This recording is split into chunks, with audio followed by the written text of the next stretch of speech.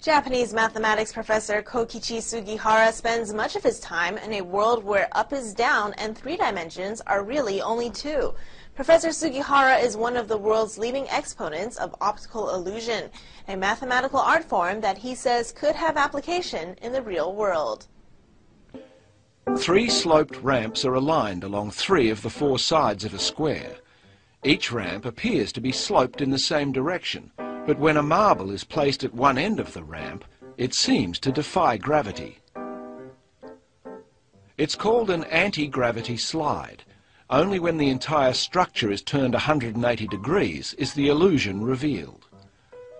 Japanese mathematics professor Kokichi Sugihara from the Meiji Institute near Tokyo has made a career of creating optical illusions. He's devised and built more than 100 of them, like this one, called Perches and a Ring. There are those which are reproductions of optical illusions and others that seem like normal models, but when you add movement to them, they show movement that should be impossible in real life. Professor Sugihara's impossible motions have been recognized around the world. He won first prize in an international competition last year with this one, called Magnet-like Slopes.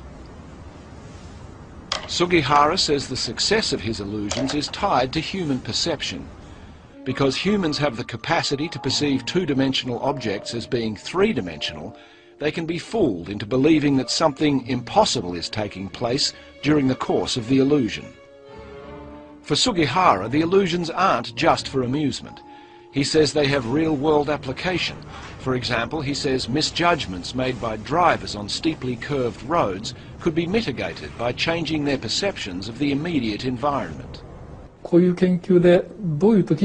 If we can find out how drivers misjudge an incline, we would be able to construct roads where these incidents are less likely to happen. In other cases, we could also reorganize the surrounding environment so that drivers could more easily see the difference between an ascending and a descending road, and it could lead to reducing traffic jams.